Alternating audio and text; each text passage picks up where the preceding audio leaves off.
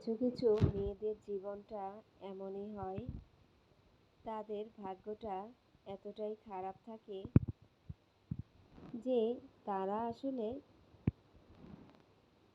কোনো দিক থেকেই শান্তি পায় না।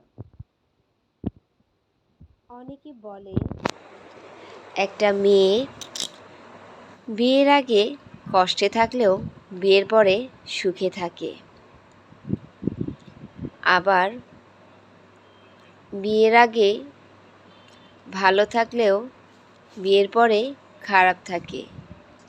মানে এক সময় ভালো থাকলে আরেক সময় কষ্ট পেতে হয়, কথাটা এমনই। কিন্তু কিছু কিছু মেয়েদের জীবনে সারা জীবনই কষ্ট পেয়ে যেতে হয়, হয়তো বিয়ের আগেও আবার বিয়ের পরেও। কেউ বাবার বাড়ির রাজকন্যা থাকে, শ্বশুরবাড়ি এসে অনেক ভালোবাসা পায়। কেউ বাবার বাড়িতেও ভালোবাসা পায় না, শ্বশুর বাড়িতেও ভালোবাসা পায় না। আসলে এই সব কিছুই ভাগ্য।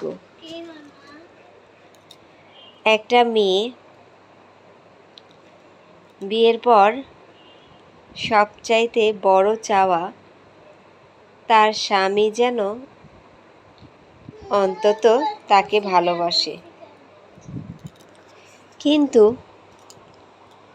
স্বামী নামক মানুষটা কারো জীবনে ভালো হয়, কারো জীবনে হয় না। কারো স্বামী ভালো হয়, কিন্তু পরিবারের অন্যান্য কোনো কারণে সে শান্তি পায় না। কেউ কেউ বিয়ের আগে বাবার বাড়ির রাজকন্যাটিও থাকে না। সব মেয়েরা যে বাবার বাড়ির রাজকন্যা থাকে এমনটাও নয়। আসলে ভাগ্য অনেক বড় একটা জিনিস।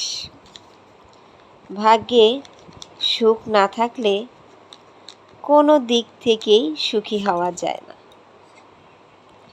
একটা মেয়ের জীবনে ছোট থেকে কাটে বাবার বাড়িতে, তারপর বিয়ের পর স্বামীর কাছে, তারপর একটা সময় কাটে সন্তানের সাথে। কিন্তু এই 3 জীবনেই একটা মেয়ে হয়তো কখনোই সুখ পায় না। আবার কেউ কেউ এই 3টা জায়গাতেই সুখ পায়। সবটাই ভাগ্য। কোনো মেয়ের জন্মই হয় অবহেলা পাওয়ার জন্য।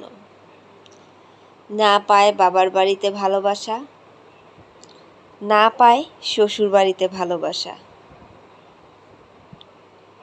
না পায় বৃদ্ধ বয়সে সন্তানের কাছ থেকে ভালোবাসা। আসলে হয়তোবা এইটা তার কোনো কর্মের ফল।